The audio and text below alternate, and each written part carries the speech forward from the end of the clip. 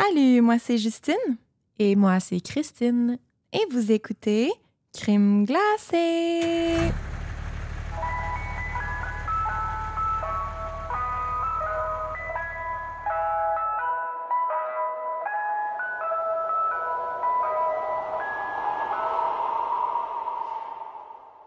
Bonjour! Coucou! Comment on se retrouve? Après si longtemps, on est rouillés. Ça fait longtemps qu'on n'a pas ouvert nos micros, notre console, puis qu'on a dit salut.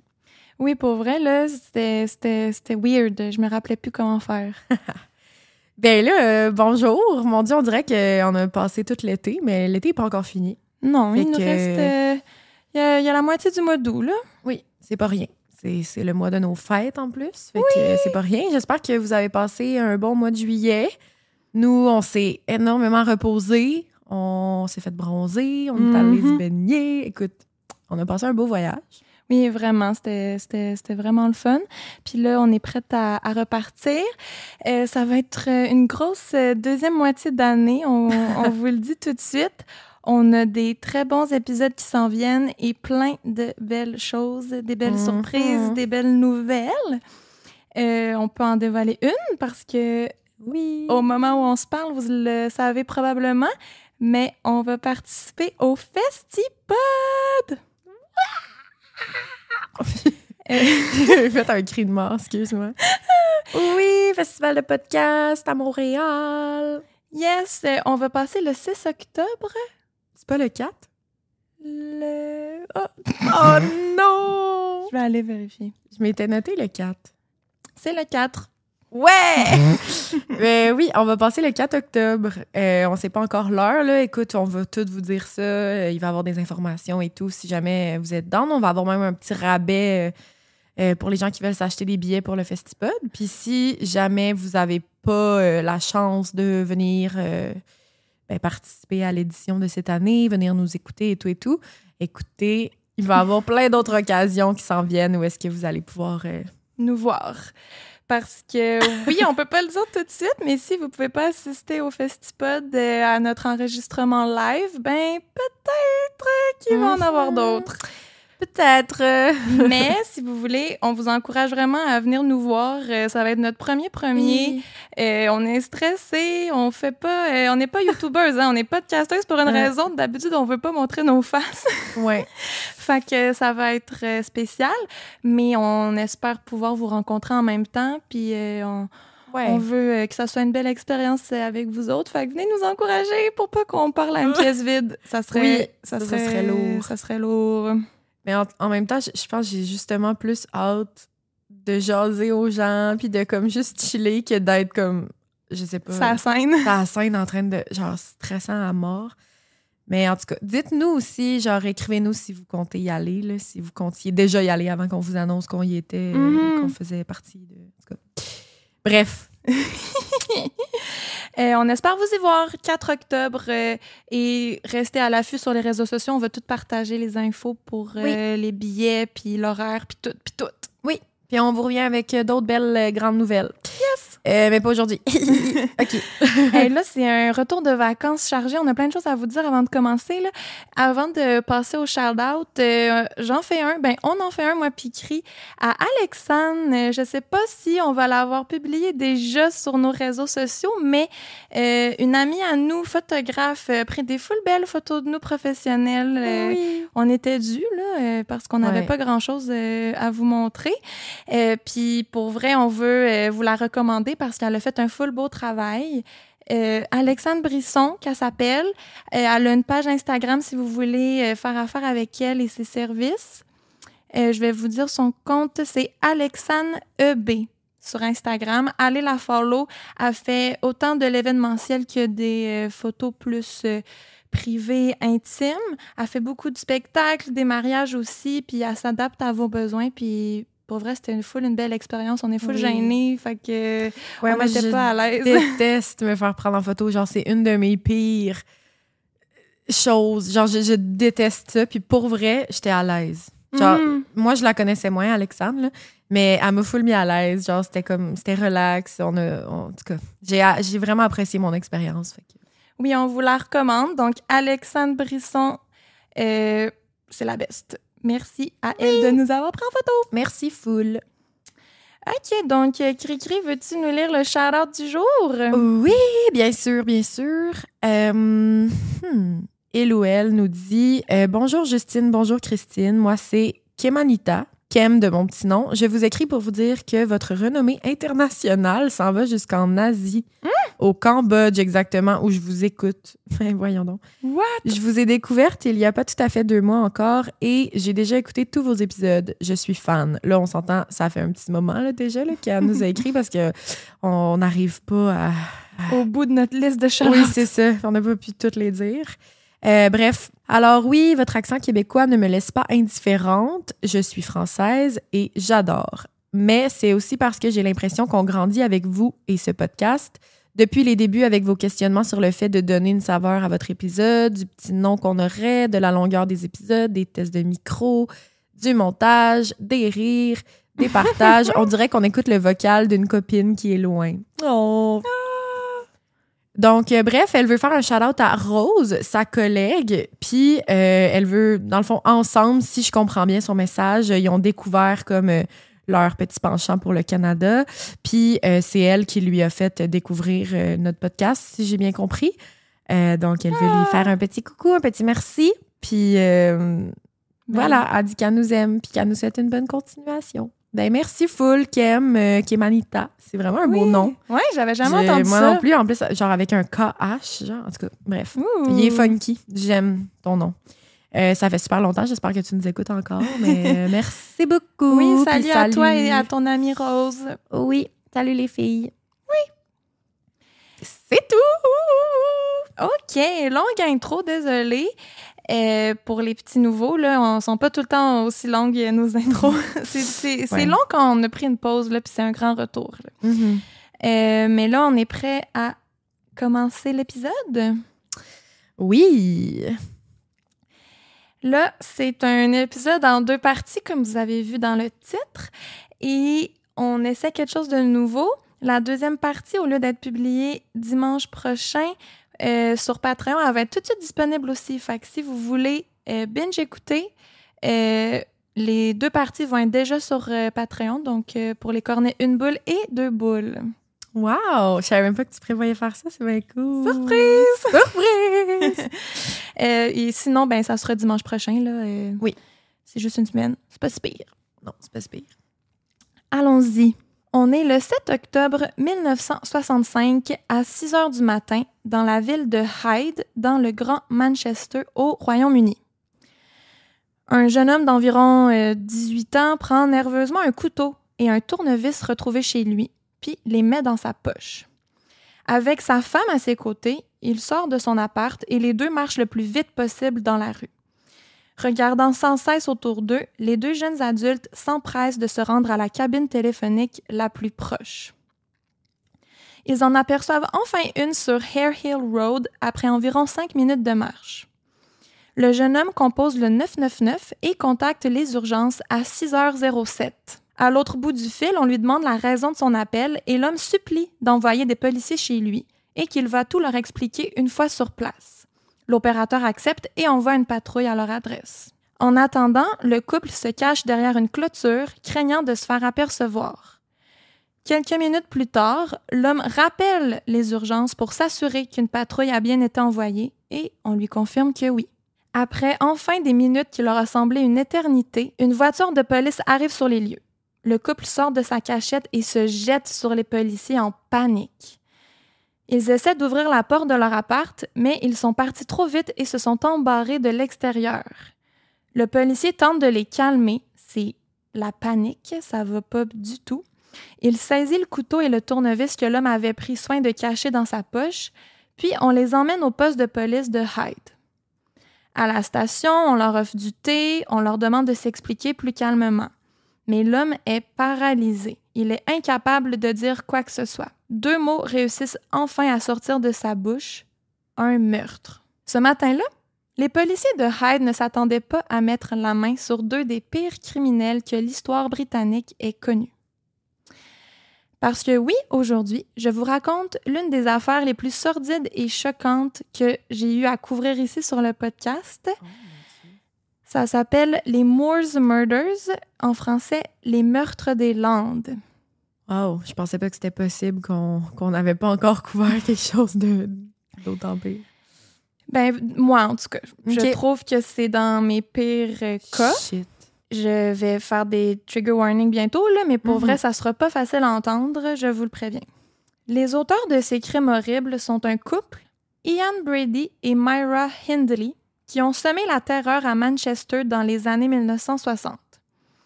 Ce duo diabolique a marqué les esprits non seulement par la cruauté de leurs actes, mais aussi par la complicité froide et calculée qui les unissait.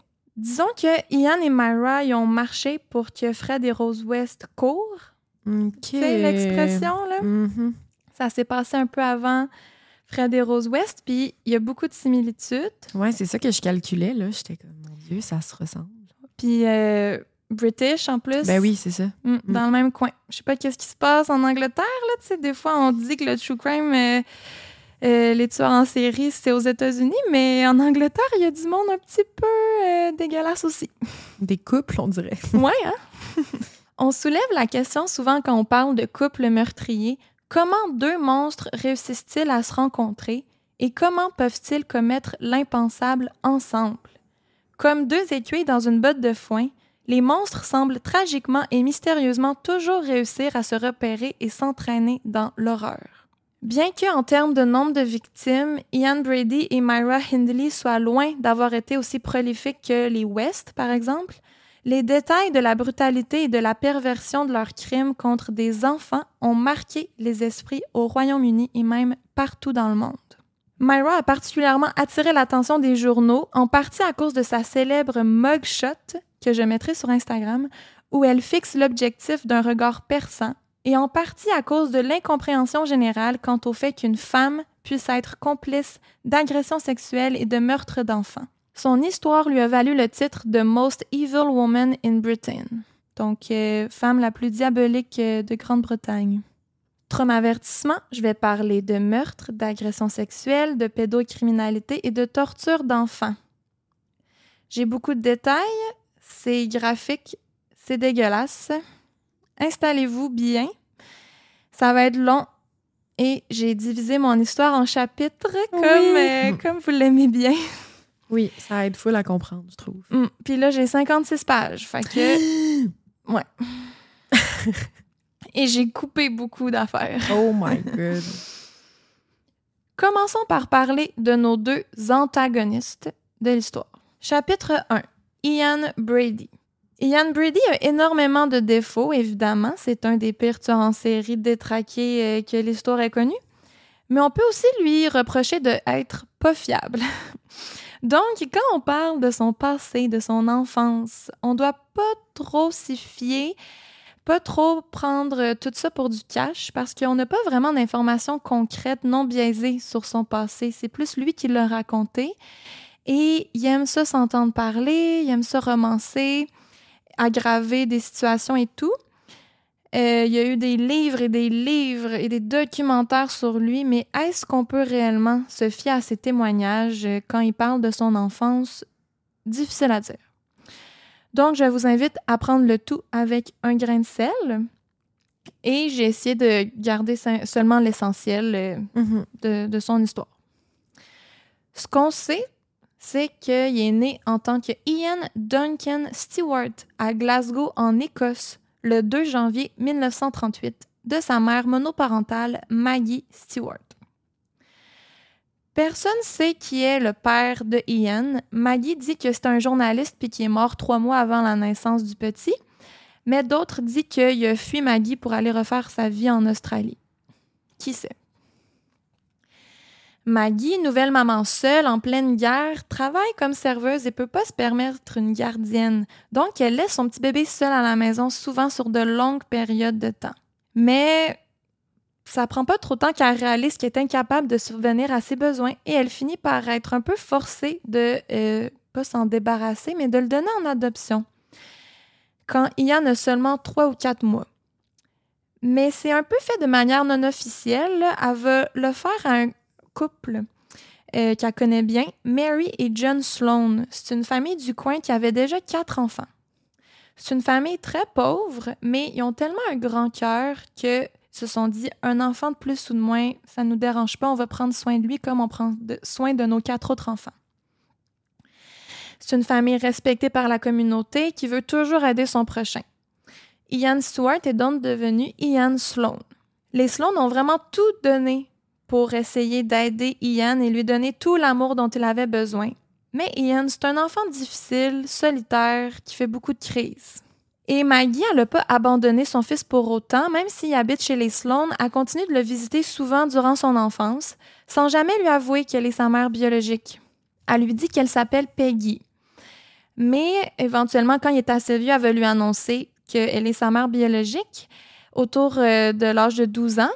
Et simultanément, Maggie/Peggy a rencontré un nouvel homme qui s'appelle Patrick. Elle est en amour et tout, donc elle commence de moins en moins à visiter son fils pour finalement déménager avec son amoureux à Manchester au Royaume-Uni. Donc, elle laisse Ian en Écosse. Ça peut être super facile à Ian d'apprendre de que la madame gentille qui le visitait souvent, finalement, c'est sa mère, puis tout de suite après, elle arrête de le visiter.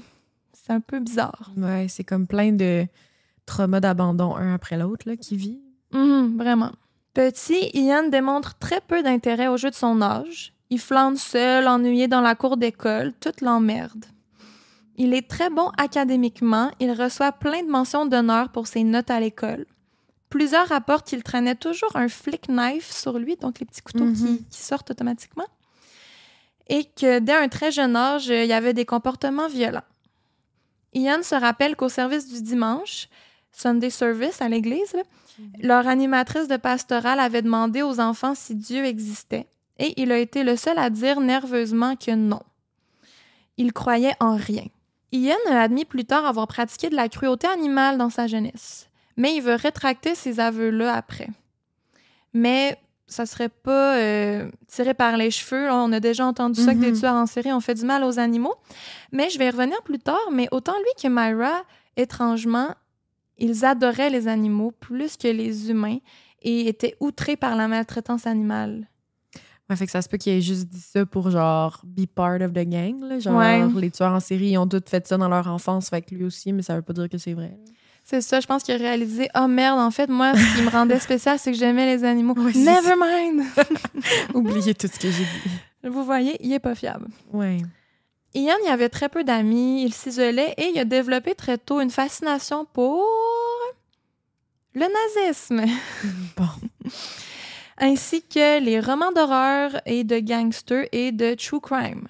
Pour ceux qui ont écouté l'épisode Patreon sur Graham Young, c'est la même affaire. Quand les enfants jouent à la guerre, Ian insiste toujours pour incarner un soldat allemand. Il va éventuellement avoir une première petite amie à l'adolescence qui s'appelle Evelyn Grant, mais leur relation ne va pas durer longtemps parce qu'il le menaçait avec un couteau après qu'elle soit allée à une danse avec un autre gars. Super. Ça part vraiment pas bien. Ouais. En 1947, alors que Ian avait 9 ans, les Sloan sont allés pique-niquer avec lui à Loch Lomond. C'est comme en forêt, là, des plaines, des paysages. Ian va rapporter plus tard que c'était la première fois qu'il sortait de la ville, des ruelles un peu pauvres, et qu'il voyait la mer, les montagnes, les étendues de forêt à perte de vue. Il a été captivé, fasciné par ces paysages-là. Il dit, et je cite, « Face à la mer, à une lande ou debout sur une montagne, vous pouvez presque entendre des présences inconnues et invisibles. Vous savez qu'elles sont là, presque à portée de main, parlant une langue archaïque, et vous sentez la puissance monter en vous. Vous ressentez une vague d'énergie et de puissance ultime qui vous font rire de joie pure ou pleurer de gratitude. Vous voyez le genre de quote que Ian disait, là, il aime bien avoir l'air d'un grand poète. Mais sa fascination pour les paysages va revenir plus tard. OK. Ce jour-là, quand les Sloan étaient prêts à partir pour retourner à la maison, ils ont vu Ian debout au loin sur une colline, en train de fixer l'horizon, complètement émerveillé, hypnotisé. Il bougeait pas de là. À retenir. Ian grandit pour devenir un jeune adolescent tourmenté, sans grande surprise. Il est troublé et éventuellement frustré d'apprendre que c'est un enfant issu d'une union illégitime, que sa mère l'a abandonné, patati patata. Il va rapidement tomber dans le monde du crime et devenir un jeune délinquant.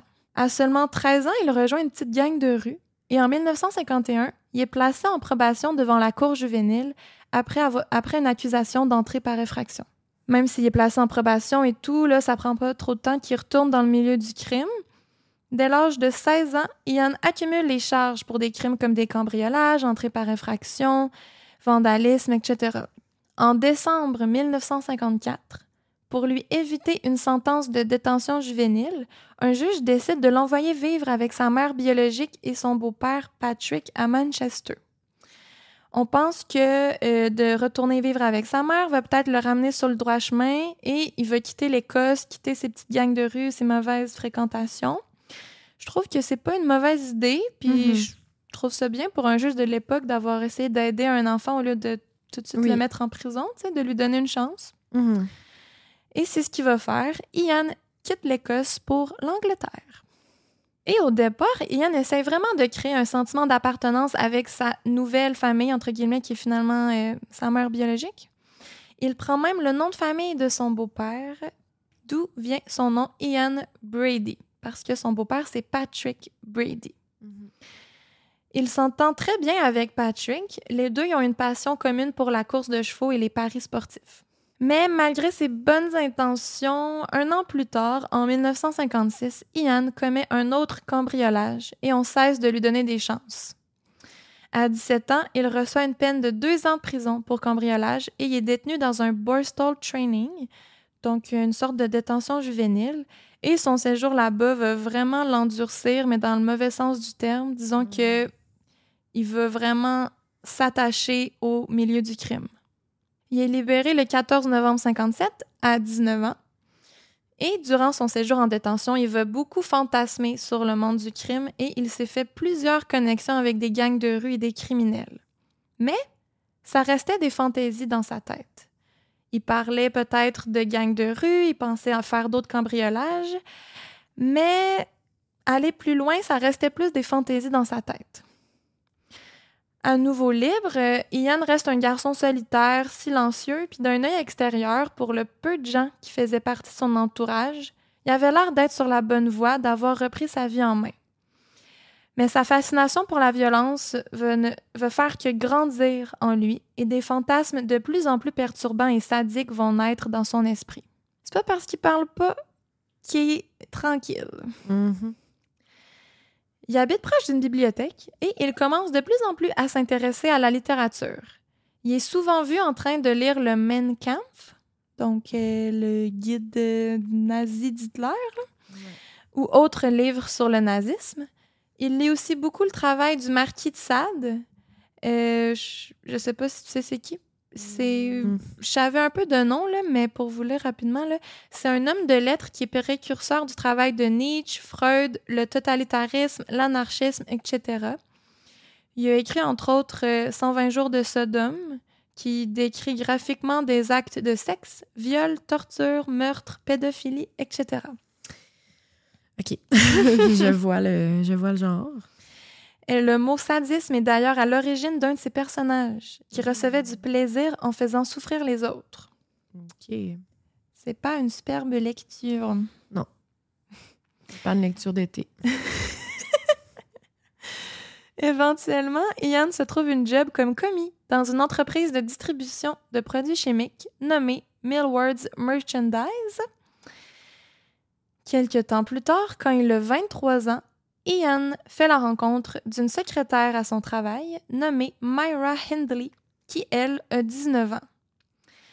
C'est seulement après sa rencontre avec cette jeune femme que Ian va commencer à vouloir transformer ses rêves en réalité. Chapitre 2. Myra Hindley. Myra Hindley est aussi une des pires criminelles que l'histoire ait connue et elle est aussi très peu fiable. Fait encore une fois, quand on parle de son passé, apprendre avec un grain de sel et les détails changent souvent. Elle se contredit, elle dit des choses différentes chaque fois. Fait que, tu sais, on prend pas ça pour du cash. Et ce qui est frustrant et qui a fait en sorte, je crois, qu'il y a beaucoup plus de haine dirigée envers elle qu'envers Ian, c'est qu'elle va toujours essayer de s'innocenter de minimiser son implication dans ses crimes et de se victimiser, en parlant de son passé notamment, comme étant une pauvre martyre qui n'a jamais rien voulu de tout ça. Donc, elle exagère peut-être la lourdeur de son passé aussi. OK. Myra est née le 23 juillet 1942 à Crumpsall, au Royaume-Uni, de ses parents Nellie et Bob Hindley. Sa famille est très pauvre et après la naissance de sa petite sœur Maureen en 1946, Myra est envoyée vivre avec sa grand-mère Ellen Maybury qui habitait dans une rue avoisinante. Elle avait juste 5 ans, mais Myra voyait ses parents tous les jours pareil. Là. Sa grand-mère habitait en face, là. C'est juste que ses parents ils avaient de la misère à subvenir à 2 enfants. Par exemple, elle retournait à la maison de ses parents chaque soir souper avec eux. Elle devient très, très proche de sa petite sœur Maureen et de sa grand-mère. Les deux, elle et Maureen, là, se ressemblent beaucoup. Et rappelez-vous d'elle, elle va revenir dans l'histoire plus tard, Maureen Hindley. Bob, son père, c'est un vétéran de l'armée qui a servi durant la Deuxième Guerre mondiale. Il est rigide, froid et il élève ses filles de cette façon. Après la guerre, il veut perdre son emploi suite à une bataille de rue, une street fight qu'il a eu pour de l'argent. Il va commencer à boiter d'une jambe. Et cette accumulation-là d'échecs un peu ou de misère va conduire Bob à un mode de vie d'ivrogne qui passe le plus clair de son temps à refouler ou défouler ses traumas d'après-guerre dans les pubs et dans l'alcool. Le père de Myra, il est pas super, là. Il l'a introduite très tôt à la violence en la faisant regarder quand il battait sa mère. Il l'encourage aussi à répliquer si Myra se fait intimider et pas répliquer par les mots. Okay. Myra dit qu'à l'âge de 8 ans, un petit gars l'a griffé sur la joue au point qu'elle saignait. Et la petite est partie en larmes voir son père et, au lieu de la consoler, il l'aurait menacé de la fouetter si elle ne ripostait pas. Myra a retrouvé le garçon en question et l'a assommé d'une série de coups de poing. Son père le récompensait en lui disant « Je suis fière de toi ». Et là là. Ouais. Trauma! Oui. Myra dit plus tard en parlant de cette histoire « À 8 ans, j'ai remporté ma première victoire ». On dit que son père l'a tellement habitué à la violence que ça l'a affecté sa manière de penser et de voir le monde. La violence était, oui, présente dans sa maison, mais elle était aussi récompensée en dehors des murs de la maison. Mais malgré ça, Myra vivait quand même une vie heureuse chez sa grand-mère Ellen. Chez elle, il n'y avait pas de violence, puis elle était même un petit bébé gâté. La petite fille à sa grand-maman bonbon, disons. À l'école, sa matière favorite, c'est l'anglais. C'est l'anglais. Elle est douée en littérature et en poésie. Un de ses essais a eu tellement de succès qu'il a été placé à la bibliothèque de son école. Myra est connue comme une ado intelligente, mais au gros caractère qui fait un peu peur. En juin 1957, quand elle a 15 ans, un très bon ami à elle, le petit Michael Higgins, est mort noyé alors qu'il nageait dans un réservoir d'eau abandonné. Et Myra s'en veut beaucoup de ne pas avoir pu le secourir et elle va toujours être hantée par la mort de cet ami-là. Je ne sais pas si ça l'a influencé ou non cette décision-là, mais 1 an plus tard, elle va se convertir au catholicisme romain et passer beaucoup de temps dans la religion.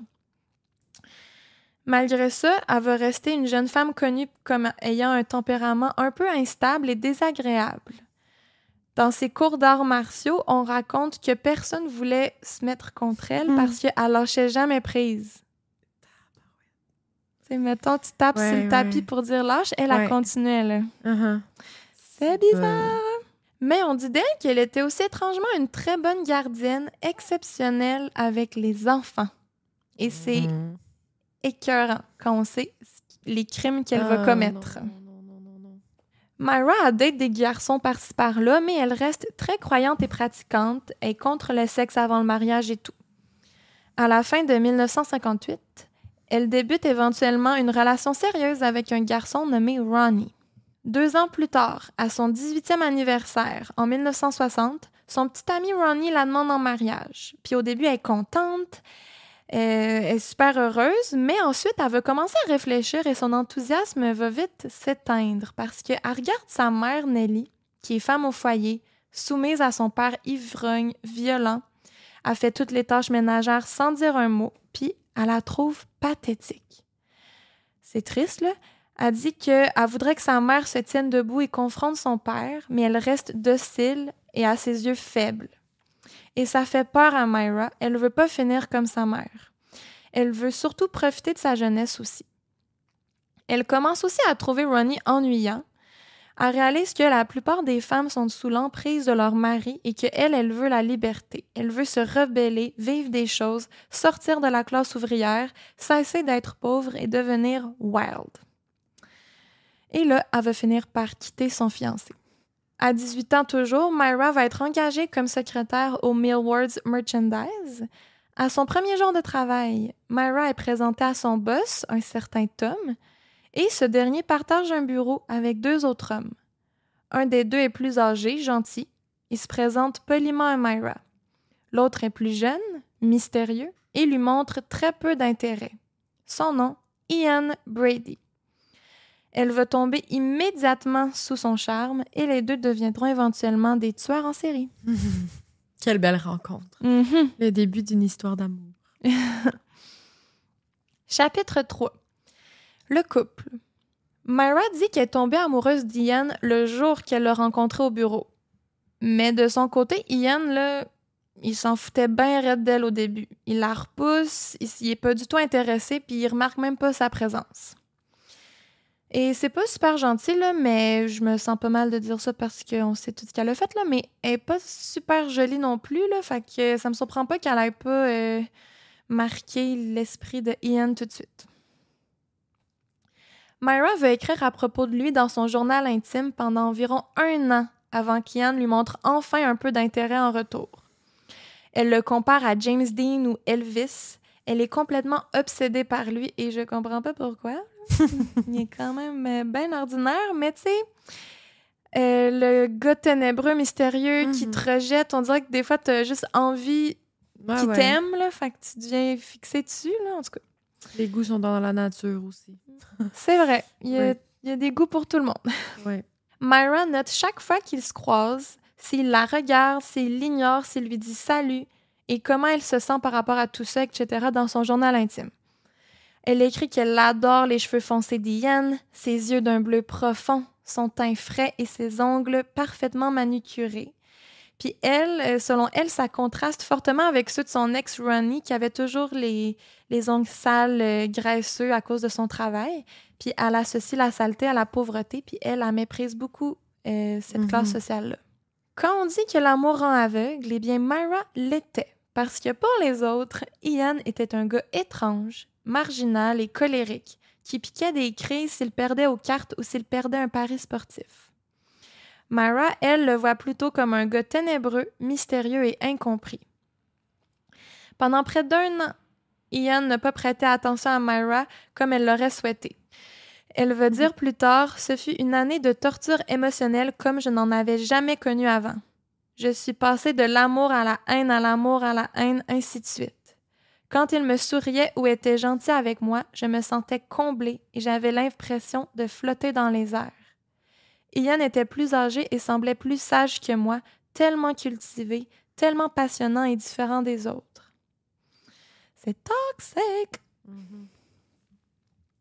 Elle va dire aussi qu'elle a trouvé certaines similitudes entre Ian et son père, Bob, affirmant qu'ils avaient tous les 2 une personnalité forte et dominante et que comme son père l'avait ignoré toute son enfance, elle n'allait pas laisser Ian faire la même chose avec elle. Ça sonne comme de graves daddy issues. Oui. Elle est dans une mission pour le conquérir. Elle flâne devant chez lui en espérant le croiser. Elle traîne au pub du coin pour espérer le voir, mais rien fonctionne.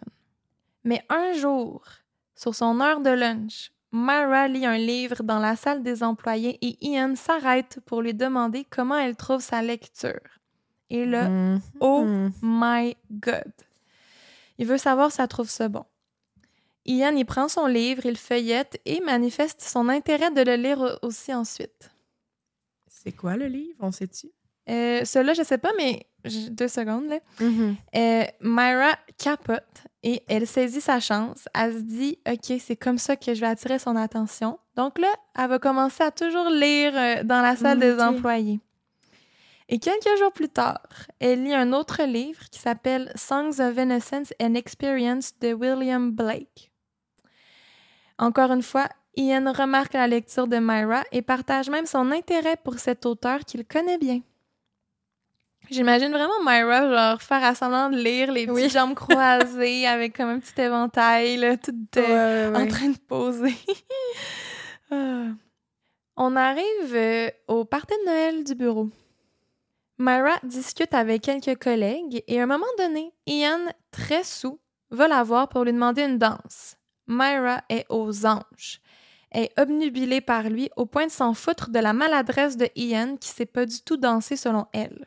Il lui pile toujours sur les pieds, il est saoul, il fait un peu n'importe quoi, mais Myra, elle s'en fout. Après, Ian la reconduit chez elle et l'invite à sortir plus tard dans la soirée. Myra accepte évidemment. Après que Myra se soit chicksée et tout, les deux se rejoignent quelque part et passent la nuit à aller de pub en pub à se saouler la gueule ensemble.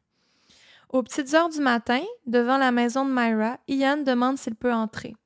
Myra refuse, quand même, elle n'ira pas jusque-là. C'est une petite chrétienne. Ian l'embrasse et les deux se quittent. Et là, au bureau, après, au début, les deux font comme si de rien n'était, c'est malaisant, ils s'évitent. Mais Ian finit par inviter Myra au cinéma. Elle écrit dans son journal intime en date du 22 décembre 1961 que les deux ont vu le film King of Kings et ensuite ils sont allés au pub. Et c'est au pub, un peu saoul, que Ian a commencé à manifester sa haine de la religion à Myra. Myra qui est très croyante. Mais elle l'écoute attentivement, elle dit rien. Il réussit à la convaincre que Dieu n'existe pas en lui disant des choses comme « Si Dieu existait, comment ça se fait qu'il ait laissé ton ami Michael mourir noyé? » Tu sais, son petit ami qui était mort noyé dans le réservoir, là? Ouais. Et ça fait du chemin dans la tête de Myra. Et genre, c'est vrai. Dieu laisserait pas des choses aussi tragiques arriver. Le soir même, les deux couchent ensemble pour la première fois. Donc, les valeurs conservatrices religieuses de Myra, comme se préserver jusqu'au mariage, ont pris le bord assez vite. Ben, elle voulait clairement y plaire là, dès le début. Leur routine de dating est d'aller au cinéma, soit regarder des films normaux, mais des fois, surtout aussi des films porno. Ian donne ensuite un livre à lire à Myra, souvent sur Hitler ou autres trucs du genre. Et ensuite, en mangeant, les deux se font la lecture sur le nazisme. Trop cute, hein? Malgré qu'ils se fréquentent, Ian n'est jamais démonstratif de son affection pour Myra en public. Il la surnomme Kiddo. Oh my God. C'est un gros red flag, là, c'est dégueulasse. Ou sinon, il l'appelle Hess. Puis ça provient de Rudolf Hess, un député d'Adolf Hitler. Fait que là, il se considère comme Adolf Hitler, puis elle, son député, genre. Ouais, complètement bizarre. Myra dit que Ian mentait sur son expérience en matière de sexe. Il était clairement autant inexpérimenté qu'elle. Elle dit qu'au début, c'était malaisant, mais que rapidement, Ian a commencé à incorporer du sadomasochisme et d'autres fantasmes du genre dans leur relation. On rapporte que Ian aimait se faire mettre des chandelles par la porte arrière. Oh mon Dieu. Si vous voyez ce que je veux dire. Je m'attendais comme pas à ça, on dirait. Bref, je vais pas aller en détail, mais Ian aimait le sexe très violent et Myra dit qu'elle devait être saoule pour faire tout ce que Ian demandait. C'est vraiment triste. Ouais. Ça n'a pas pris de temps qu'Ian endoctrine Myra de tous ses points de vue politiques extrémistes et de sa fascination pour Hitler. Il lui apprend l'allemand, lui fait écouter de la musique allemande et lui fait écouter des discours d'Hitler. Et Myra fait tout ce qu'il demande. Il lui dit comment s'habiller et comment se coiffer pour lui plaire. Elle va se bleacher les cheveux pour ressembler à la race aryenne. Et elle va garder ce choix de coiffure et c'est douteux comme choix parce qu'on dirait qu'elle a une mop sur la tête. Oh non! C'est vraiment laid. Ouais, elle fait tout ça pour lui, là. Elle change aussi drastiquement de style vestimentaire pour des mini-jupes, manteaux de cuir et des bottes à talons. Style dominatrix. OK. Ian se procure éventuellement un appareil photo et développe un intérêt à tout documenter. Il prend plein de photos de Myra, notamment pornographiques, selon ses envies et ses désirs. Myra dira plus tard « En quelques mois, Ian m'a convaincu qu'il n'y avait aucun Dieu. Il aurait pu me dire que la Terre était plate, que la Lune était faite de fromage vert et que le soleil se levait à l'ouest. Je l'aurais cru, il avait un pouvoir de persuasion. Mais bon, Myra reste une femme ignoble, dégueulasse, sans cœur, qui a commis l'inimaginable. Encore une fois, je le rappelle, elle cherche à vouloir minimiser son rôle dans tout ça et c'est difficile à dire et à savoir à quel point elle était manipulée.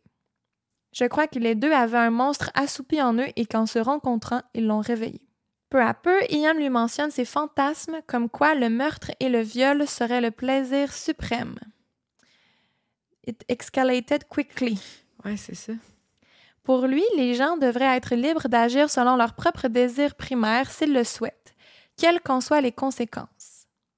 On dirait qu'Ian a fini par interpréter l'œuvre du marquis de Sade comme une justification de sa propre pédophilie et de son désir de commettre des agressions sexuelles et des meurtres sur des enfants. Et là, comme j'avais dit au début, Ian méprise tout le monde sauf les animaux. Avec Myra, ils vont éventuellement avoir 2 chiens qu'ils affectionnent grandement. Et ils aiment tellement les animaux qu'ils fouillent pour trouver des gens condamnés à la cruauté animale pour soit endommager leur propriété ou tout simplement aller les tabasser. OK. C'est tellement bizarre, là. Mm-hmm. Juste comment on peut tuer un enfant, mais un chien, tu mérites la mort. Ouais, c'est ça. Aux yeux de Myra, les deux sont des âmes sœurs. Ils se comprennent l'un l'autre, les deux sont des intellectuels, ils sont cultivés, ils écoutent de la musique classique et lisent des grands livres cultes. Mais leur principal point commun, c'est leur insatisfaction. Ils n'aiment pas leur vie, ils veulent plus, ils veulent du pouvoir, du respect. Je vais citer Myra, elle dit « Je trouvais excitant d'aller à contre-courant, de faire des choses que les autres n'oseraient même pas imaginer. Je ne sais pas jusqu'à quel point, mais j'ai toujours voulu faire quelque chose de différent, de plus excitant. Je n'ai jamais été satisfaite bien longtemps de quoi que ce soit. » En effet, avec Ian, Myra se sentait hors la loi et cool. Elle aimait le côté interdit, jaser de nazisme, de violence et de crime. Mais initialement, ce qui excite Myra, c'est pas de tuer des gens, mais plutôt de commettre des crimes comme du cambriolage, des vols de banque. Elle va en planifier avec Ian, un peu comme fantaisie, mais jamais ils vont passer à l'action. Quand ils vont passer à l'action, ça va être bien pire. Ian devient de plus en plus insistant et transparent sur ses fantasmes de violer et tuer des enfants. Ça commence par du pillow talk, genre after sex. Hey boy. Il lui dit « Ah, j'aimerais tellement ça faire ce qu'on vient de faire, mais avec un enfant. » Arc, vomi. Vomi. Mais ça devient de plus en plus concret et Myra a envie de faire plaisir à son chum. Et elle commence à former un plan pour rendre les fantasmes de son amoureux la réalité. Ian a fait lire à Myra le livre Compulsion de Maya Levin. Est-ce que tu connais? Non. Je connaissais pas, mais c'est un livre inspiré d'un true crime de 1924. Le roman raconte l'histoire fictive du meurtre d'un petit garçon de 14 ans par 2 étudiants riches. Les 2 étudiants sont fans de la théorie du surhomme de Nietzsche. Cette théorie est surtout mentionnée dans Ainsi parlait Zarathustra, ceux qui connaissent un peu la philo et tout. Le surhomme, c'est un idéal humain que Nietzsche oppose à l'homme ordinaire. C'est quelqu'un qui dépasse les normes, les valeurs morales traditionnelles et les limites imposées par la société, la religion ou la culture. Selon Nietzsche, le surhomme crée ses propres valeurs au lieu de suivre celles imposées par la morale chrétienne. Il accepte l'idée que Dieu est mort. Il affirme la vie, même dans sa souffrance, et la considère comme quelque chose à célébrer, pas à fuir. Et il est animé par la volonté de puissance, une force intérieure de création, de dépassement de soi. Ainsi, dans le roman Compulsion, les deux étudiants sont convaincus qu'ils sont des surhommes, qu'ils sont intellectuellement supérieurs et de ce fait qu'ils ont le droit, qu'ils méritent de tuer un petit garçon s'ils le veulent. Et laissez-moi vous dire qu'Ian et Myra pensent la même affaire. Ils pensent qu'ils sont des surhommes. Quelle théorie de niaisage! Ouais. Ian aime beaucoup ce livre et le true crime derrière parce que les 2 meurtriers semblaient parfaitement s'accorder et pour lui, c'est la même chose avec Myra. Les 2 s'entendent parfaitement et sont d'accord sur leur monstruosité. Ian Brady veut dire « Avant de rencontrer Myra, tout ça était déjà en moi et ce sentiment d'irréalité me paralysait. J'en avais peur, je me sentais seule d'avoir ces pensées. Cette énergie restait enfermée, mais quand je l'ai rencontrée, elle m'a donné confiance. Elle croyait en moi, elle m'admirait tellement que j'ai perdu toute peur. L'énergie s'est projetée vers l'extérieur et j'ai perdu le contrôle. C'est fou! Il suffit juste de trouver quelqu'un aussi fucké que toi qui valide ce que tu penses pour te sentir légitime de tuer du monde. Ouais. Il aurait peut-être jamais eu les guts de le faire. Là. Puis, en tout cas, il est conscient là, de tout ce qui se passe, là, s'il dit un enfant de même. Là. Ouais. Il est très conscient. Eh là là. On peut y reprocher bien des affaires, mais Ian, il a pas peur d'avouer ses torts là-dedans, tu sais. Ouais. Il assume ses gestes, contrairement à Myra. Mm-hmm. Après que Myra ait lu le livre, elle s'en sert comme base pour planifier un premier grand coup. Ça y est, ensemble, ils veulent violer puis tuer un enfant. Ils vont méticuleusement planifier leur attaque et ils passeront à l'acte une première fois le 12 juillet 1963. Chapitre 4. Pauline Reed. En ce jour d'été de mi-juillet, Ian Brady a 25 ans et Myra Hindley en a 20, presque 21. Ils sont fucking jeunes. Il n'y a pas d'âge pour tuer, là, mais... Non. What the fuck. Mm-hmm. Puis, ils restent jeunes tout au long de l'histoire, là, fait qu'oubliez pas l'âge qu'ils ont, là, c'est vraiment bizarre. Mais avec tout ce que tu avais raconté, on dirait que j'avais comme oublié là, qu'ils étaient encore des adolescents, là, je sais pas. Là. C'est fou. Des adultes, là, mais des jeunes adultes. Mm-hmm. Ce jour-là, les deux vont au travail et terminent autour de 17 heures. Ils se rendent chez Myra et se remémorent leur plan une dernière fois. Myra dit de Ian qu'il est extrêmement méthodique. Il compte et calcule tout jusqu'au nombre de boutons sur son veston. Il est un peu maniaque. Donc, pour leur plan, il a pensé à chacune des possibilités. Il a pensé et repensé son plan dans sa tête des millions de fois. Ils doivent respecter une série de codes, de règles pour ne jamais se faire prendre, selon Ian. Ian, il veut faire ça pour toujours, il veut pas se faire pogner. Fait qu'il prend les précautions. Et malheureusement, avec Myra, il veut réussir à faire 5 victimes avant de se faire attraper. Donc, son petit plan fonctionnait d'une certaine manière. Certains de ces codes sont de n'avoir aucun lien avec les victimes, de détruire toute preuve, que ce soit des traces de pneus, des traces de pas, des empreintes digitales, etc. Tout doit être nettoyé, notamment la voiture. Il faut changer de vêtements et brûler ceux qu'il portait durant le crime. Il faut détruire toutes les armes utilisées, brûler les manches des couteaux et faire fondre les lames. Et finalement, ils doivent se trouver un alibi chaque fois. Souvent, ils vont se prendre un billet de cinéma et ensuite, au lieu d'aller voir le film, vont passer à l'acte. Aussi, ils demandent à ce que les victimes soient prises par surprise et qu'elles ne sachent jamais ce qui les attend, donc ne jamais leur dire qu'ils comptent les tuer. Bref, à 19h30, les deux soupent puis quittent la maison de Myra. Je le rappelle, elle habite encore avec sa grand-mère. Oh my God. Et lui, avec sa mère et son beau-père. Parce qu'ils sont jeunes, là. Ben oui. Ah, ça rend ça encore plus freaky. Elle a 20 ans. 21, quasiment 21. Elle est née en juillet, là, mais... Même si Myra n'a pas son permis de conduire, c'est toujours elle qui va s'occuper de conduire la voiture. Elle emprunte la vanne noire de son voisin et commence à arpenter les rues de Gorton avec Ian qui la suit derrière avec sa moto. Il porte des gants de cuir, mais en dessous, il porte des gants chirurgicaux. Il a aussi 2 poignards cachés dans sa manche. Qu'est-ce qu'ils font? Ils cherchent leur future victime dans les rues. Voici leur technique. Myra, dans la vanne, si elle voit une potentielle victime, elle va ralentir pour signaler à Ian de regarder.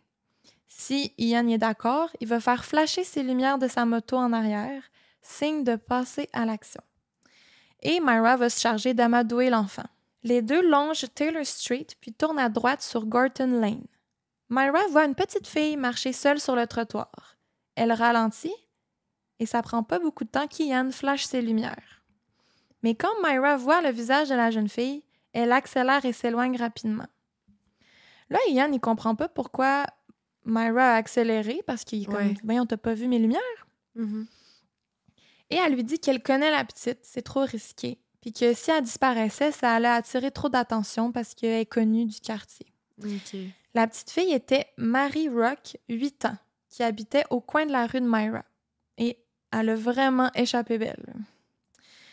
Et Ian est juste genre « OK, whatever, mais continuons, là, faut trouver quelqu'un. » Donc, à bord de sa moto, il reprend la route.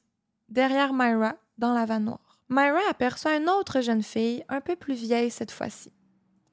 Étrangement, elle la connaît aussi. C'est Pauline Reed, 16 ans. Pauline est allée à la même école que Maureen, la petite sœur de Myra. Et Myra connaît aussi la mère de Pauline, qui s'appelle Joan, et le père de Pauline, qui est un partenaire de beuverie avec Bob, son père à elle. Mais bon, elle la connaît, mais elle se dit, elle est plus vieille, elle n'a pas 8 ans, ça va attirer moins d'attention dans les journaux si une fille de 16 ans disparaît, peut-être que les gens vont penser que c'est une fugue. Et elle se dit aussi que vu qu'elle la connaît, elle aura plus de facilité à l'amadouer. Mais déjà là, elle ne respecte pas un des codes d'Ian. Ouais. Pauline Reed est une magnifique jeune fille aux longs cheveux foncés et aux yeux bleus. Ses parents sont Joan et Amos Reed. Elle a aussi un grand frère nommé Paul, et je trouve ça cute, Paul et Pauline. Et les 4 sont une belle famille tissée serrée. Pauline adore danser, écrire des chansons et composer des poèmes. Elle travaille dans une pâtisserie avec son père Amos. Elle a même déjà passé dans le journal après avoir gagné un concours de gâteaux de Noël en 1962. Pauline fréquente une école catholique et elle est très croyante. Elle aspire à devenir religieuse un jour. C'est aussi une grande fan des chanteurs pop Marty Wilde et Adam Faith. Elle est aussi connue pour son sens de l'humour et aujourd'hui encore. Une nièce qu'elle n'a jamais eu l'occasion de rencontrer qui s'appelle Jackie conserve précieusement l'un de ses livres de cuisine. Elle y avait inscrit son adresse et ajouté le commentaire suivant. Ce livre appartient à Pauline Reed. Si ce livre se perd, donnez-lui une fessée et renvoyez-le chez lui en pleurant. XOXO Pauline. Oh, voyons. Donc, juste une ado cool dans son petit monde qui se trouve drôle, qui vit sa vie. On dit d'elle que c'est une fille tranquille, un peu peureuse, elle fait pas confiance aux inconnus. Mais elle connaît Myra. C'est ça. Ce vendredi 12 juillet 1963, Pauline revient de son shift à la pâtisserie. À la maison, elle convainc sa mère d'aller à une danse ce soir, de la laisser aller à une danse ce soir, au British Railways Social Club. Je trouve ça tellement cute que dans le temps, les activités sociales, c'était d'aller à la danse. Oui. C'est quand même vraiment chou. Oui, vraiment. Donc, elle enfile ses nouveaux souliers à talons blancs, une belle robe, un manteau bleu et des jolis gants. Avant de partir, sa mère lui donne un collier à porter autour de son cou durant la soirée et elles se disent « Je t'aime ». Pauline, toute belle, quitte la maison en direction de la danse. Et là, Pauline est stressée parce qu'elle s'en va à la danse toute seule. Puis c'est pas dans ses habitudes parce que c'est quelqu'un de très timide. Mais ses meilleures amies, Pat et Linda, lui avaient dit qu'ils pouvaient pas y aller à la danse parce qu'il allait avoir de l'alcool puis leur mère, ils voulaient pas qu'il y aille. Mais là, Pauline, elle s'est dit « Moi, ma mère, elle veut, je suis une grande fille, je suis capable d'y aller toute seule. » Mais ce que Pauline savait pas, c'est qu'entre-temps, ses amis avaient finalement réussi à convaincre leur mère d'aller à la danse. Et ils voulaient faire une surprise à Pauline en se cachant à l'entrée de la salle pour lui faire une surprise quand Pauline allait arriver. Fait qu'ils n'ont pas marché avec elle jusqu'à la danse. Ah là là là là là là. Ce soir-là, Pat et Linda marchent sur le trottoir et aperçoivent Pauline au loin, en direction de la danse. Puis là, ils sont comme « Oh my God, faut pas qu'elle nous voie! » Fait que là, ils changent de direction, puis ils se mettent à courir dans une ruelle pour arriver avant elle à la danse. Et c'est à ce moment-là tellement crève-cœur que Pauline veut croiser Myra. Il l'avait vue au loin. S'il n'avait pas décidé de faire une surprise, il aurait marché les 3 ensemble puis elle s'en serait sortie, là. C'est pas de leur faute du tout, là, aux non, petites filles, c'est juste mais... un petit concours de circonstances de marde, là. C'est tellement chien. Ouais. Après l'avoir vue au loin, Pat et Linda ne reverront jamais Pauline. Juste après qu'elles aient pris un autre chemin, Myra Hindley, à bord de sa camionnette, s'arrête vis-à-vis la petite Pauline.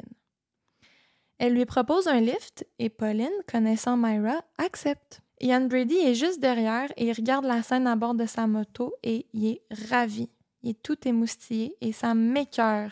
Il voit là une ado rentrer dans la vanne puis lui il se dit « Oh yes, on s'en va la tuer ». Genre. Terrifiant. Sur la route, Myra demande à Pauline si elle peut faire un petit détour. Elle a perdu un gant cher à ses yeux et elle aimerait que Pauline l'aide à le retrouver. Myra lui promet de lui donner des disques en échange et Pauline accepte. On s'entend qu'il n'y a pas de gants. Mais non. Durant tout le trajet, Myra renifle le parfum de Pauline. Elle trouve qu'elle sent vraiment bon, puis elle trouve qu'elle sent comme elle. Elle essaye de se détendre, mais elle est tendue, stressée. Ses mains serrent le volant au point que ses jointures sont blanches. Elle n'en revient pas qu'ils vont commettre ce qu'ils vont commettre. Elle ne dit pas un mot. Pauline lui demande si tout va bien et Myra répond pas. L'ambiance est louche. Est-ce que je paniquerais, là? Eh boy.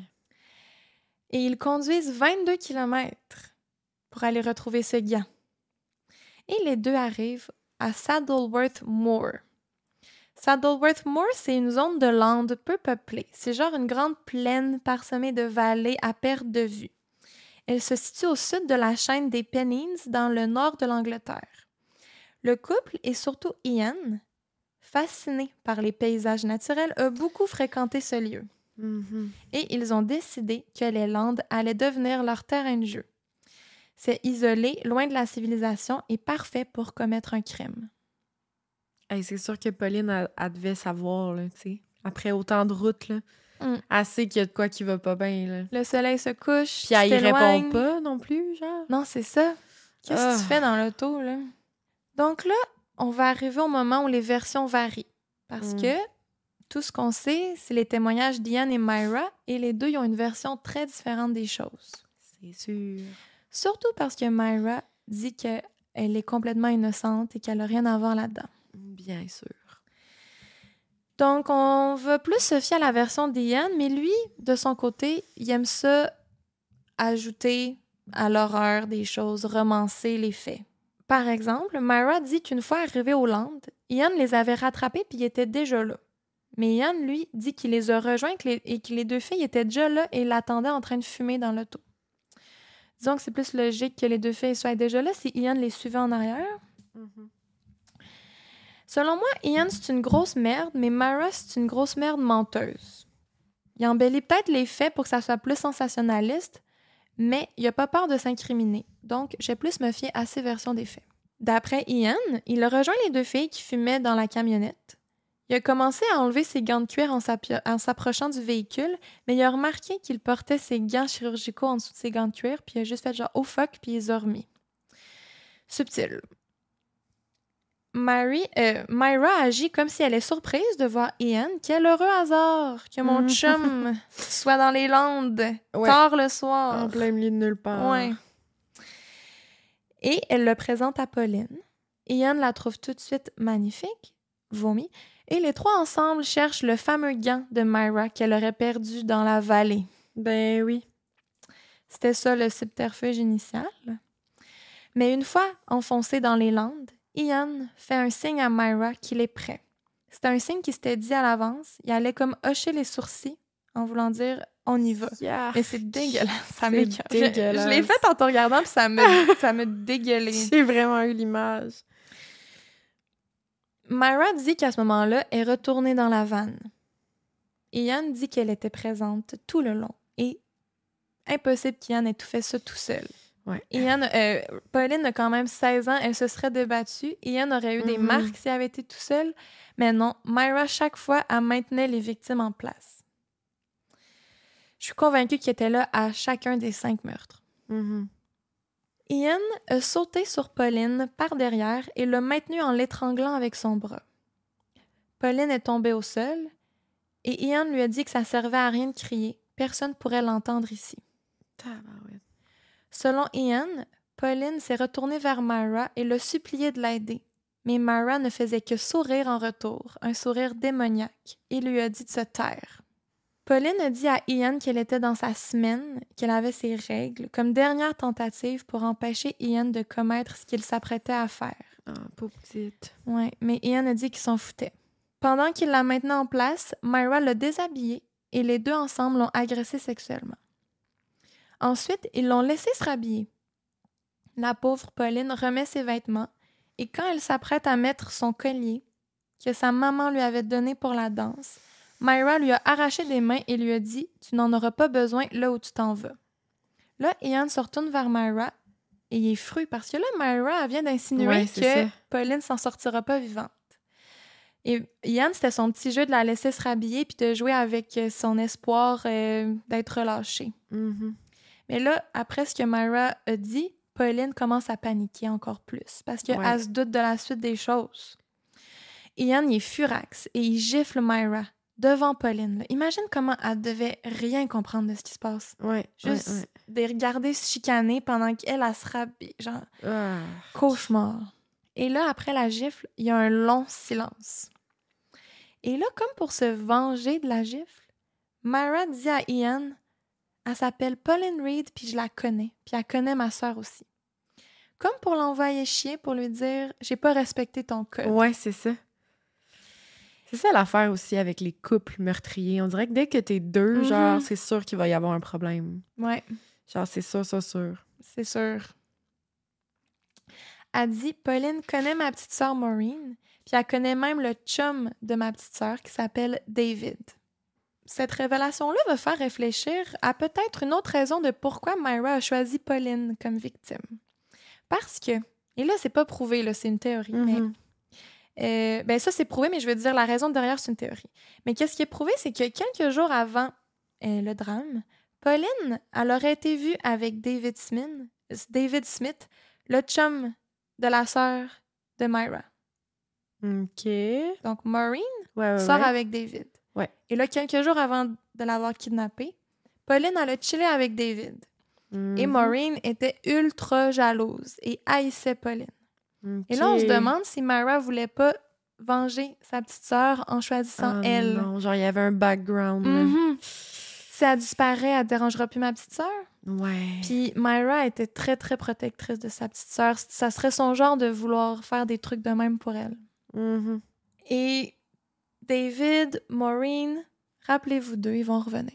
Bref, là, Ian réalise que Pauline peut être retracée à Maureen, son chum David et Myra. Et donc, lui. Et là, il est en colère, il en revient pas. Il dit, bon, ben maintenant, j'ai pas le choix de la tuer. Il y avait une possibilité de la laisser sortir vivante, mais là, j'ai pas le choix. Moi, je pense qu'il voulait déjà la tuer anyway, là, mais bon. Ouais, il dit sûrement ça pour la faire sentir mal. Ouais, puis il est juste frustré de pas avoir eu le choix. Ian court jusqu'à la vanne chercher son appareil photo et retourne voir Myra et Pauline. Quand il revient, Myra est couchée par-dessus Pauline, qui, elle, crie au meurtre. Il réalise que durant le 30 secondes d'absence, Myra a essayé de poignarder Pauline. Oh my God! Mais que la lame du couteau avait cassé. Myra s'en est donc réduite à frapper à maintes et maintes reprises Pauline jusqu'au sang. Le visage de Pauline est tuméfié, son nez est cassé et elle saigne de la bouche. Clairement, Myra avait une dent contre Pauline parce qu'elle aurait pu attendre Ian avant de commencer. Ben oui, là. ben oui. 100%. Il est parti genre 1 minute. Ian est découragé. Ça se passe pas du tout comme il avait prévu. Il s'agenouille et prend son poignard caché dans sa manche. Il ouvre le poignet de Pauline puis lui tranche la gorge. Il manque sa carotide la première fois, donc il lui retranche la gorge et cette fois-ci, il réussit. La coupure est tellement profonde qu'elle est presque décapitée. Pauline Reed, 16 ans, meurt au bout de son sang en quelques instants. Après une soirée des plus cauchemardesques. Ian demande à Myra de se débarrasser des armes, de brûler leurs vêtements et de nettoyer la vanne. Pendant ce temps, il fume des cigarettes et il fait attention de botcher dans sa poche pour ne laisser aucune trace au sol. Ensuite, il s'assoit et fixe le corps sans vie de Pauline. Pendant que Myra fait le ménage. Dégueulasse, dégueulasse, dégueulasse, dégueulasse. Ouais, c'est terrible. Une fois que Myra a terminé de tout laver, les deux creusent ensemble un trou de 5 pieds de profond et enterrent Pauline. Ils font attention que la terre n'a pas l'air d'avoir été creusée ou déplacée et ils comptent le nombre de pas pour se rendre à l'emplacement pour s'assurer de pouvoir y retourner s'ils le veulent. Sur la route du retour, Myra avoue à Ian qu'elle a gardé le collier de Pauline. Hostie de tabarnak. Ian, il est juste genre « What the fuck, tu m'écoutes pas, est-ce que conne? Tout notre code, il sert à rien, genre? » Il va dire plus tard, c'est dans la nature humaine que, s'ils se font prendre, les disciples rejettent la faute de leur conduite criminelle sur leur maître. Ouais. Mais si les crimes sont réussis, je peux vous assurer, d'après une vaste expérience personnelle, que le dévouement des disciples à ces activités peut surpasser celui du maître. Il dit qu'à ce moment-là, il a réalisé « Myra est aussi pire que moi ou même pas plus. » Ouais, je comprends. De son côté, Myra veut dire qu'elle est restée tout le long dans la vanne, qu'elle n'a rien vu aller, puis que Ian a gardé le collier de Pauline. Elle n'a rien vu de ce qui s'est passé. Ouais. On en doute. Leur soirée s'est terminée au cinéma pour confirmer leur alibi. Ils ont bu du vin et ont couché ensemble pour célébrer leur premier crime. Ça me lève le cœur. Mm-hmm.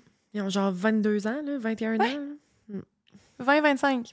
Pendant tout ce temps, pendant l'attaque brutale et inhumaine sur sa fille, Joan Reed, sa maman, s'inquiétait pour elle. Elle se demandait si elle allait bien se passer. Elle se demandait si elle avait bien fait de laisser sa fille aller seule à la danse. Un moment donné, trop inquiète, elle a juste ouvert la porte pour voir si sa fille n'était pas plus loin dans la rue. Et elle a remarqué que Pauline avait échappé un de ses gants dans l'entrée. Oh. Elle l'a ramassé puis l'a rangé dans un tiroir, puis ça lui a donné un drôle de pressentiment. Quand Pauline rentre finalement jamais de la danse, Joan envoie Paul, son fils, chercher sa petite sœur partout dans les rues. Paul croise au loin Myra et Ian sortir du cinéma, tout bonnement, et il revient sans nouvelles de sa sœur. Parce que c'est un couple du voisinage, ils n'ont rien à voir là-dedans. Oh my God, ça brise le cœur. Puis les deux petites amies aussi, là, Linda puis Pat, là, ils devaient tellement se sentir mal, là, mais genre, c'est pas de leur faute, là, mais ils devaient tellement se dire, genre, oh my God, on l'a vu, genre, 2 secondes avant, là, puis on s'est comme un peu enfui d'elle pour y faire une surprise, mais genre, ils vont tellement se le remettre d'en face, là. Pauvre petite. Puis c'était tellement une idée cute et naïve. Oui. Je les imagine partir à la course, prendre un autre chemin dans une petite ruelle. Ça peut tellement finir vite, là, ça n'a pas de bon sens. Elle faisait juste marcher dans la rue, puis comme, elle s'en allait. Elle était presque arrivée sur moi. Genre, c'est tellement... Genre, c'était pas loin, là. Le lendemain matin, on annonce qu'une jeune fille de 16 ans est disparue. Pauline est partout dans les journaux. Une enquête commence, mais les policiers n'ont aucune piste. Ian et Myra ont fait bien attention de ne laisser aucune trace. Joan Reed a attendu dehors, manteau sur le dos, pendant 3 mois que sa fille revienne. Elle a parcouru toutes les villes avoisinantes en bus, elle a fait du porte-à-porte, parlé aux nouvelles, fait des entrevues, elle n'a jamais abandonné. Elle s'est même trouvé une job de représentante à Avon pour pouvoir faire du porte-à-porte. Genre produit de beauté, là. Aller chez le monde. Parce que la théorie principale était une fugue. Fait qu'elle espérait voir peut-être que sa fille était partie avec un gars vivre quelque part. Fait qu'en faisant du porte-à-porte, peut-être que je vais juste tomber sur elle à un moment donné. Pauvre petite. Je vais y revenir un peu, là, mais beaucoup plus tard, elle va faire une crise de nerfs et être internée pour quelque temps, tellement la disparition de sa fille l'a affectée. Ça m'étonne pas. Je sais pas comment je réagirais si ça m'arrivait, là. J'ai pas d'enfant, là, mais tabarouette. Et la torture de pas savoir aussi, là, ça va être extrêmement long avant qu'elle sache ce qui est arrivé à sa fille. C'est ça. Elle croise souvent Myra, qui habite au bout de la rue, qui lui parle comme si de rien n'était et qui lui dit qu'elle est désolée pour sa fille. Après ça, tu dis que t'as rien fait, mais tu t'amuses d'aller la voir et de tourner le couteau dans la plaie. Après leur premier meurtre, que Ian considère un meurtre parfait, même si ça s'est vraiment mal passé, ils ont quand même laissé aucune trace, il faut leur donner ça. Ben, ils ont laissé aucune trace, mais ils ont comme enterré le corps sous terre. Tu sais, ils n'ont pas brûlé rien, dans le fond. Ben, ils ont brûlé les vêtements, mais il doit y avoir des traces quand même sur le corps, là, un coup que tu le trouves. Là. En tout cas, oui. Mais eux, ils se disent 5 pieds sous terre dans un terrain vague de 600 km², qui tomberait là-dessus. On y revient. Mais pour l'instant, vraiment, là, c'est en effet un peu un crime parfait parce qu'il n'y a rien qui les relie à ça, puis il n'y a aucune trace de Pauline. On pense qu'elle a fugué. Donc, après leur premier meurtre, Ian offre à Myra un disque, la trame sonore du film The Legion's Last Patrol in the UK. Il dit que c'est un cadeau, entre guillemets, d'anniversaire de leur premier meurtre. Ils vont fredonner la chanson thème chaque fois qu'ils veulent se remémorer le crime. Et ça va être récurrent. Ils vont avoir un disque à chaque meurtre pour une chanson thème associée à chaque enfant qu'ils vont avoir tué. Ils sont complètement dégueulasses. Je dis dégueulasse, mais c'est parce que c'est ça le mot. Ils sont dégueulasses. Ouais.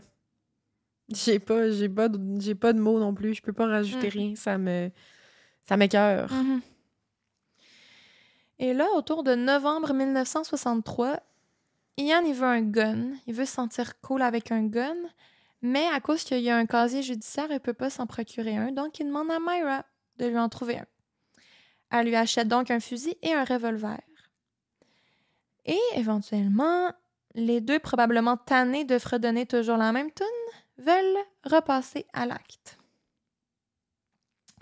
Chapitre 5. John Kilbride. Ian ordonne à Myra de trouver un enfant, cette fois pour que ce soit plus facile à contrôler. Pauline, 16 ans, était trop grande et trop forte et ça lui a donné du fil à retordre, selon lui. Donc là, il dit « Trouve-moi quelqu'un de plus jeune. » Arc. Le samedi 23 novembre 1963, le couple prévoit d'aller à Ashton-under-Lyne, un bourg en Angleterre qui a un gros marché la fin de semaine. Puis là, ils se disent, avec la foule, ça va être facile de trouver un enfant sans surveillance, puis on va passer inaperçu. Cette fois, Myra loue une voiture, et Ian a déjà acheté le cadeau d'anniversaire pour leur deuxième meurtre. Donc, il est sûr que ça va fonctionner. C'est un disque de 24 Hours from Tulsa de Jane Pitney. Les deux en profitent pour faire une petite escapade en amoureux durant la journée. Ils vont au lac, ils font un hike et tout. Et ensuite, ils veulent passer à l'acte. Myra se déguise cette fois-ci. Elle va porter une perruque noire, mais on dirait plus comme sa coupe de cheveux naturelle. C'est comme elle se ressemble encore. C'est juste... En tout cas.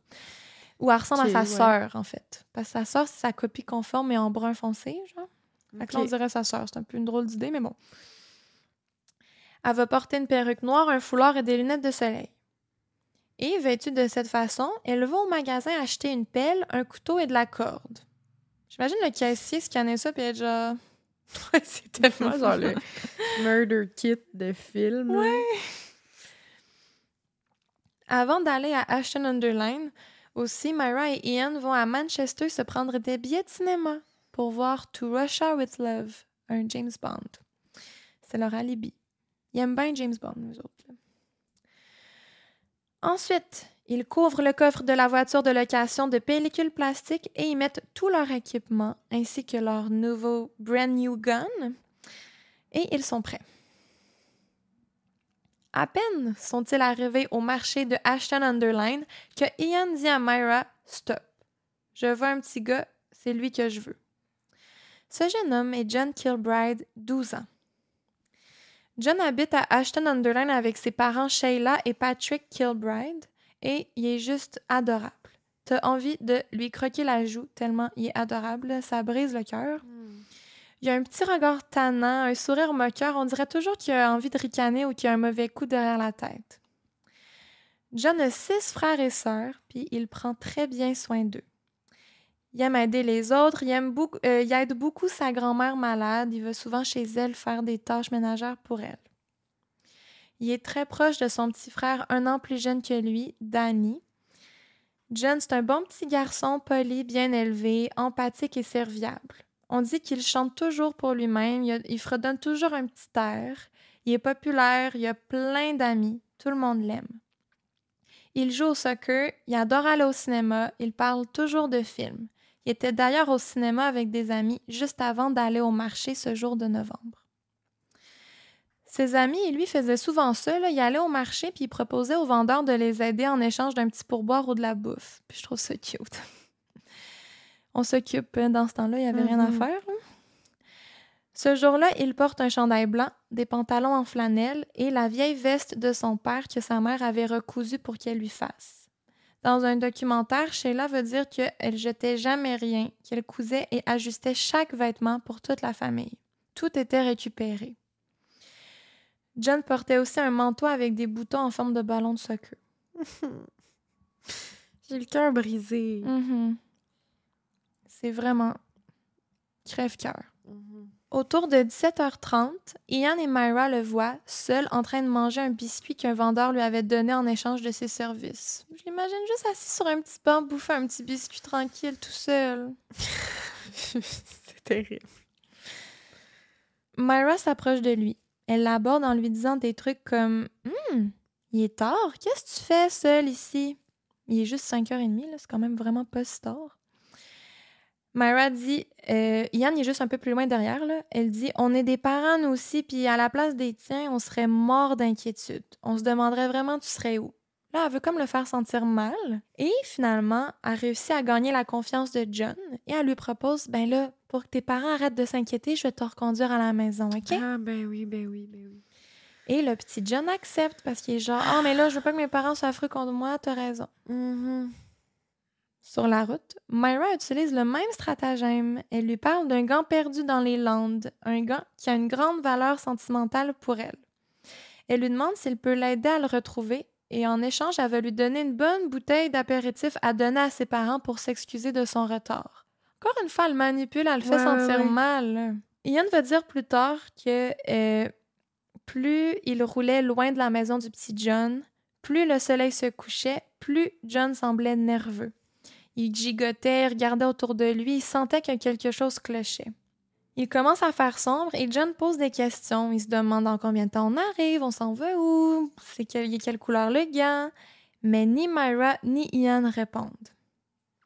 Un silence lourd règne dans la voiture tandis qu'il s'enfonce dans les Landes. Une fois arrivés, Myra et Ian ont encore une fois une version différente des faits. Myra dit qu'elle a droppé Ian et John, qu'elle a accompli sa part du marché puis qu'elle a attendu 30 minutes au loin qu'Ian fasse ses affaires. Ian dit tout autre chose. Mm-hmm. Trigger warning. Ian dit que les trois ont débarqué de la voiture et ont rapidement sauté sur le petit John qui se débattait énormément. Même s'il était plus jeune, la théorie de Ian n'a pas fonctionné parce que c'était tout aussi dur de le maîtriser et s'est pas laissé faire. Pendant que Myra le maintient en place, Ian a agressé sexuellement le petit John et ensuite il a essayé de lui trancher la gorge, mais le couteau était mal aiguisé. Alors, il l'a étranglé avec une corde. John Kilbride est ainsi mort étranglé à seulement 12 ans. Le couple a enterré son corps dans les Landes et après avoir mis son corps dans le trou, Ian y a frappé le dos de John en criant au ciel « Take that, you bastard! » Ben voyons. Ouais, word, ben voyons. Selon lui, Ian s'adressait à la force maléfique qui règne sur le monde. Mais bon, moi je te dis juste ta gueule, là. De quoi tu parles? Est-ce que tu as vraiment fait ça de un, là? Mm-hmm. Tu racontes ça après, peut-être que tu étais dans une lancée poétique bizarre. Un peu, là. Ouais. Voyons, de quoi mettre le poing dans les airs? Take that, you bastard! Voyons. C'est con, c'est dégueulasse, c'est inhumain. Il vient de tuer un petit gars avec sa blonde, puis il réussit à vouloir trouver une manière de rendre ça encore pire. Genre de romancer l'histoire. Ouais, c'est déjà assez tordu comme ça. Les deux s'en vont ensuite. De retour chez Myra, le couple nettoie la voiture de fond en comble, comme la première fois. Pendant ce temps, les Kilbrides sont en panique. Le petit John n'est jamais en retard et là, personne ne sait il est où. Son petit frère Danny fait du porte-à-porte, mais rien, personne ne l'a vu. Autour de 21h, la mère Sheila appelle la police. Des recherches massives sont lancées. Des affiches sont publiées partout dans la ville avec la petite face trop cute de John. Mais, encore une fois, ils n'ont aucune piste. Mm-hmm. Le lundi suivant, de retour au boulot, comme si de rien n'était, Myra et Ian sont fiers de leur shot. Et là, sont contents parce que tout le monde au bureau parle de la disparition de John Kilbride. Ian veut qu'on parle de ses crimes, il veut semer la terreur, la peur, la panique, le chaos. Il cherche les réactions, donc là, pour lui, c'est du pur délice. Le mercredi, Myra et Ian retournent aux Landes sur les lieux des tombes de Pauline et John pour se ressourcer, revivre le thrill que c'était de tuer ces deux pauvres enfants-là. Malgré les recherches, rien n'est concluant. Des centaines de bénévoles font des battues, mais rien. Sheila veut quand même mettre le cadeau de Noël prévu à John en dessous du sapin. Noël va passer et toujours aucune nouvelle de son fils. Elle va continuer chaque soir de servir une assiette pour John, juste au cas. Ben voyons donc, voyons. Mm-hmm. Ça brise tellement le cœur. Le sapin de Noël puis les assiettes à chaque soir. Ouais. Elle avait 7 enfants, puis elle mettait toujours 7 assiettes pareil. Terry, un autre des frères de John, va dire plus tard « Ma mère chantait toujours en cuisinant ou en faisant le repassage, mais depuis, c'est silence dans la maison. » Les familles brisées, les parents, là, c'est horrible.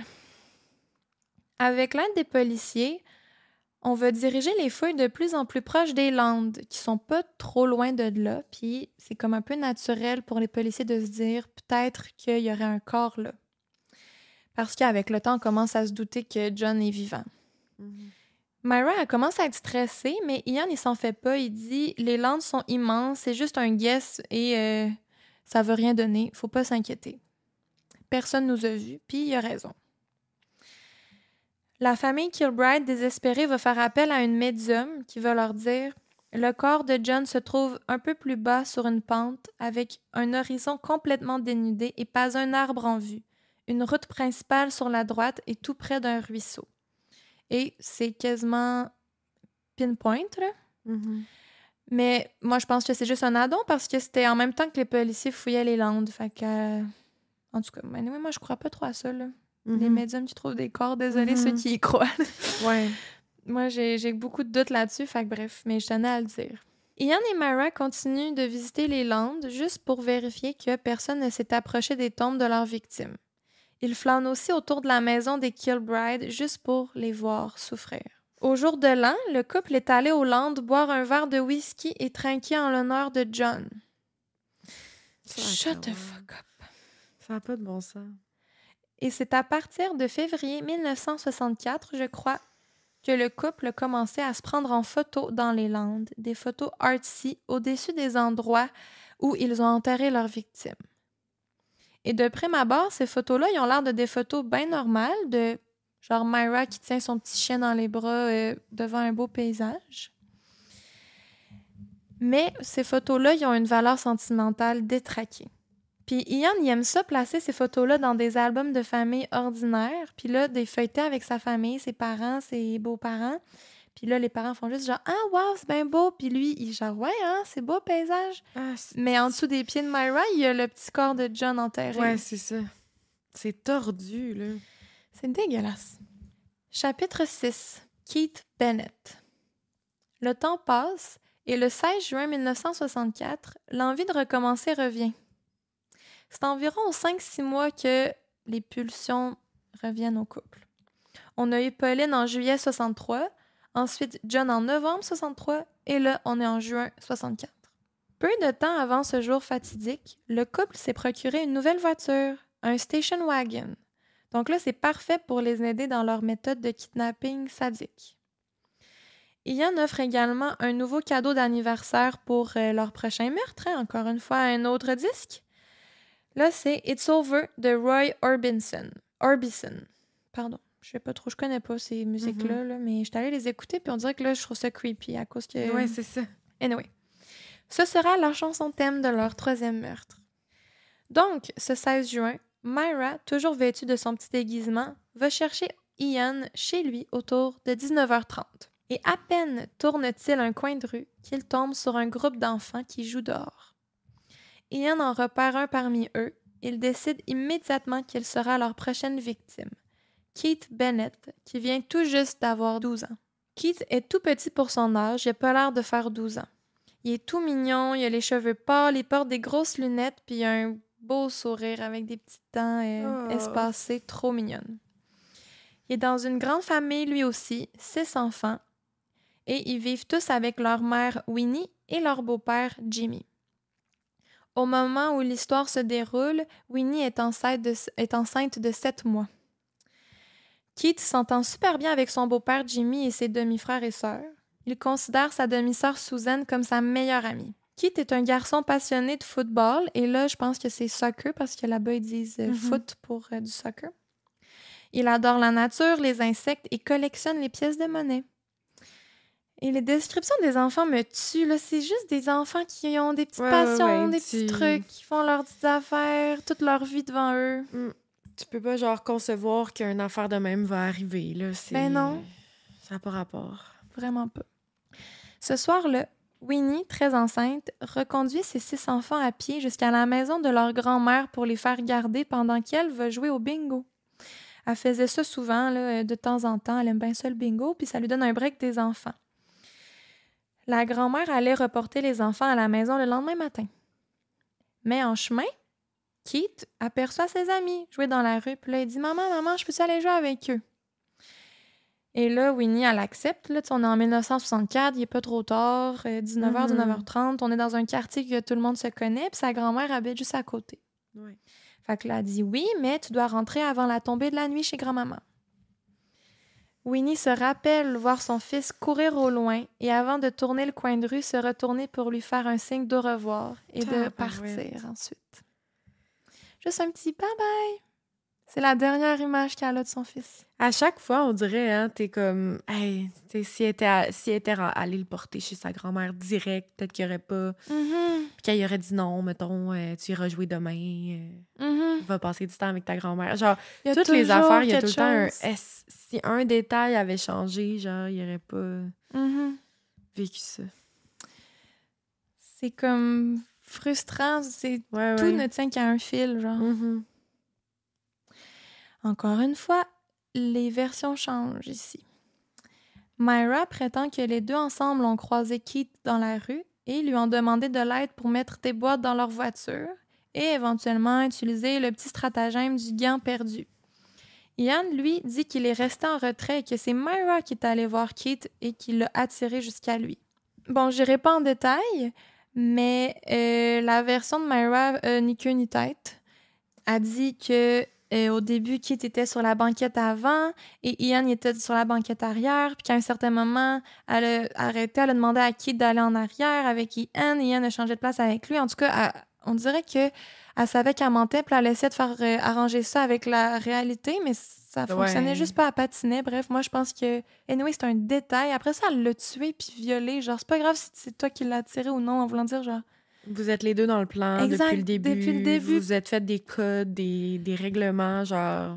Après ça, que tu t'acharnes sur des détails de même là, pour te dire « Mais c'est pas moi qui l'ai attiré! » Genre, voyons. Non, c'est ça, c'est du niaisage. Ouais, comme j'ai écrit, dans tous les cas, ils ont réussi ensemble à embarquer le pauvre Keith Bennett dans leur station wagon et ils ont conduit jusqu'aux Landes. Encore une fois, Myra dit qu'elle a débarqué Ian et Keith et qu'elle a attendu environ 40 minutes, qu'elle n'a rien vu ni entendu, et que quand Ian est revenu, il était sale et il y avait juste un soulier dans ses mains. Yeah, right. Ce qui est plutôt arrivé, probablement, c'est ça. Les trois ont marché dans les Landes à la recherche du gant perdu, sur une distance d'environ 3 miles. Ils ont marché quand même un petit peu. Myra tenait une pelle et un fusil dans les mains. Imagine le petit Keith, il est juste genre, pour trouver un gant, c'est beaucoup d'équipement, là. Ben non, c'est sûr qu'il paniquait, là. Ouais, il est nerveux, il trouve la situation extrêmement louche. Il a peur d'arriver trop tard chez sa grand-mère, il voit le soleil se coucher. Il manifeste son inquiétude et Myra fait juste lui dire « Oui, là, on rentre bientôt, inquiète-toi pas. » Myra va commenter plus tard « Pour Pauline, John et Keith, les voir marcher dans les Landes derrière Ian, c'était comme voir des petits agneaux marcher vers l'abattoir. » Après ça, genre « Mais j'ai rien fait. » Quand Ian a jugé que c'était le bon moment, il a refait son signe de sourcil dégueu et Myra a agrippé Keith pour le tenir en place, tandis que Ian a commencé à l'agresser sexuellement. Keith Bennett, qui avait à peine 12 ans, est finalement mort étranglé des mains de Ian, aidé par Myra. Le couple a enterré le petit dans les Landes et ils ont placé une grosse roche pour marquer l'emplacement de où il était. Ils se débarrassent encore une fois de toutes les preuves, de tout leur équipement. Chaque fois, ils enterrent les pelles et les pellicules plastiques dans les Landes et en achètent de nouvelles, brûlent leurs vêtements, nettoient le véhicule, ainsi de suite. Selon les dires de Ian, le meurtre de Keith a été le premier où il a pris une photo durant l'acte. Il dit qu'il l'a fait développer chez Myra dans une chambre noire faite maison, mais il a détruit la photo parce qu'elle était floue. Myra dit qu'elle n'a jamais vu cette photo, mais Ian dit qu'il lui a montré. Le lendemain matin, quand la grand-mère a ramené 5 enfants au lieu de 6 chez Winnie et Jimmy, la panique a vite envahi la maison des Kilbride, des Bennett. Où est Keith? La grand-mère dit « Ah, il n'est jamais rentré, je pensais qu'il était resté chez vous finalement. » Elle avait pas de téléphone, fait qu'elle a comme pas pu vérifier. Oh mon Dieu! Le cœur dans les talons, Winnie a tout de suite appelé la police parce que là, toute la nuit est passée. Mm-hmm. Et sa grand-mère va toujours se sentir coupable. Ben, c'est sûr. Oh my God, petite. Juste un manque de communication. Ça n'a pas de bon sens, là. Mais faut se dire que ça n'aurait rien changé si on s'en était rendu compte plus tôt. Là. C'était déjà trop tard. C'est sûr, là, mais... Encore une fois, les médias sautent sur cette histoire de disparition. Toute la ville en parle. La famille fait du porte-à-porte, on organise des battues, on utilise des chiens pisteurs, mais rien. Winnie, qui était 7 mois enceinte, a eu un accouchement prématuré en raison du stress, mais au moins, son bébé s'en est sorti en bonne santé. Et jusqu'à ce jour, le corps de Keith est le seul qui n'a jamais été retrouvé. Ian et Myra, qui ont avoué bien des affaires, n'ont jamais dit où ils ont enterré son corps. Jusqu'à sa mort, Winnie Johnson, la mère de Keith, a cherché son fils sans relâche dans les Landes. Jusqu'en 2012, à 78 ans, elle a espéré retrouver son fils. Juste avant de le rejoindre au ciel, elle a dit « J'ai besoin que mon Keith soit sorti de ces froides et lugubres Landes qui me regardent sans cesse de haut et qui me hantent partout dans Manchester. » Je vais revenir dans la partie 2 de toutes les recherches, des aveux, de comment ils se font attraper, ces deux bozos-là. Oui. Je sais pas s'ils veulent pas avouer où ils ont enterré son corps ou s'ils ont juste oublié, là. Oui, c'est ça. Mais c'est le seul qu'ils vont jamais dire où ils l'ont mis. Mais pourquoi ils vont dire pour les autres? Là? Mais c'est ça.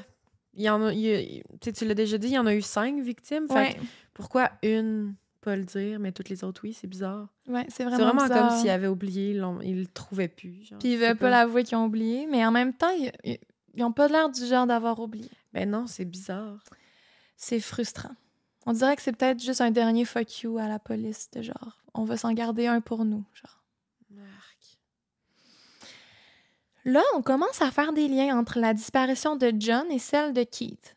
2 petits garçons de 12 ans dans des quartiers rapprochés disparaissent sans laisser de traces à quelques mois d'écart. Winnie et Sheila, la mère de John Kilbride, se rencontrent et parlent aux médias. Elles se soutiennent entre elles dans cette tragédie, puis c'est vraiment beau et touchant malgré la tristesse de la situation. On commence à parler de peut-être un tueur en série. Ça va prendre beaucoup plus de temps pour relier Pauline à tout ça, étant donné qu'elle a un profil différent, ça s'est passé l'année d'avant et tout. Mais au moins, on commence déjà à parler de ces 2 cas-là ensemble. Et je rappelle encore une fois, Myra, à ce stade-ci, elle a 22 ans et Ian, 26. Ça n'a pas de sens.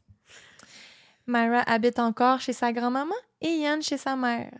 Pour te dire comment son calissement jeune, là, ils font ça sous le nez de leurs tuteurs légaux, là. Ben, c'est comme Jeffrey Dahmer, là, qui habitait chez sa grand-mère. Je pense dans partie 2, je fais une mini comparaison avec lui. Mais tu regardes une photo de Myra, là, elle a l'air d'avoir 45 ans. Genre, c'est vrai? Être une meurtrière d'enfants, là, ça te donne un coup de vieux parce que calisse qu'elle a pas l'air d'avoir 22. J'ai hâte de voir une photo. C'est pas beau de suite. Mais aussi, il faut dire qu'ensemble, ils buvaient au moins une bouteille de vin par jour et fumaient comme une cheminée, là. Fait que ça l'aide pas à avoir l'air jeune. Ouais. Mais ils font pas leur âge. C'est terrifiant. Là. Après 3 meurtres horribles, le couple sadique de Myra Hindley et Ian Brady est loin d'être rassasié. Leur soif de violence persiste. Ils veulent continuer et ils vont continuer. Ils vont faire 2 autres victimes, mais c'est ici que je vous laisse pour la partie 1. Nos chers cornets Patreons auront pour leur part déjà accès à la partie 2 au moment où on se parle, mais sinon, voilà pour l'instant. Oh my God! Je ne pourrais pas être un cornet régulier en ce moment. Yeah! Quelle histoire de merde! C'est épouvantable. Genre, c'est dégueulasse. J'ai quasiment pas parlé tout le long. Je suis juste, genre, outrée. Je sais pas comment le décrire. C'est fâchant, puis c'est triste parce qu'on a tellement accès au point de vue des familles aussi. C'est ça. On voit toutes les répercussions que ces crimes-là ont faites, là. Ouais. Puis on a aussi accès à la violence, là. Comme Ian, il n'a pas eu peur de dire ce qu'il a fait à ces enfants-là. Fait qu'on sait quasiment tout, là. C'est ça, il y a beaucoup de détails. On s'attache aussi comme à l'enfant parce que t'as full de détails sur leur vie. Fait qu'en tout cas, c'était vraiment crève-cœur, là. Ça va continuer de l'être dans le prochain épisode, là. Mais... Ah oui. Ça se calme pas du tout. J'ai hâte de savoir ce qui s'est passé avec eux autres. Mais voilà, merci d'être là. J'espère que c'est un rough retour de vacances. Oui, c'est ça. On est embarqués dans le bain assez vite. J'espère que vous étiez prêts, que vous aviez hâte à ça. Parce que... Mais drôle de choix, là, parce que moi, pendant mes vacances, j'avais ça dans la tête. Là, j'ai écrit ça pendant mes vacances, on va reposer. J'ai pas pu faire, je sais pas, là, un truc de survivant ou une maison hantée, genre de quoi de plus léger. Non. Ouais. Fallait que je raconte mon pire cas à date, je pense. Ben, écoute. C'est ça. C'est la vie. Mais voilà, merci d'être parmi nous, d'avoir été patient pendant nos vacances. Bienvenue à tous nos nouveaux auditeurs. Là. On a comme eu un boom d'abonnés. Là. C'est vraiment malade. Oui, je vous rappelle, on est au Festipod le 4 octobre. Je pense qu'on va passer en fin de journée, mais on va reconfirmer le tout. On va faire un épisode live. Fait que notre tout premier, c'est full spécial. On espère pouvoir vous rencontrer. Il va probablement avoir de la merch à vendre aussi sur place. Ça pourrait être vraiment cool. Yes. Oui, et là, les cloches de l'église sonnent. Fait qu'on vous laisse là-dessus. Il est midi. Oui. Écrivez-nous si vous comptez y aller au Festipod. Ça serait malade. Puis sinon, écoute, on vous rejase ça la semaine prochaine pour les cornets réguliers. Yes. Merci, Jus. J'ai hâte d'entendre la suite. Pour toi, c'est tout de suite, là. Ouais, c'est ça. Et merci d'être là, on vous aime full. Oui, gros bisous. Bye! Bye!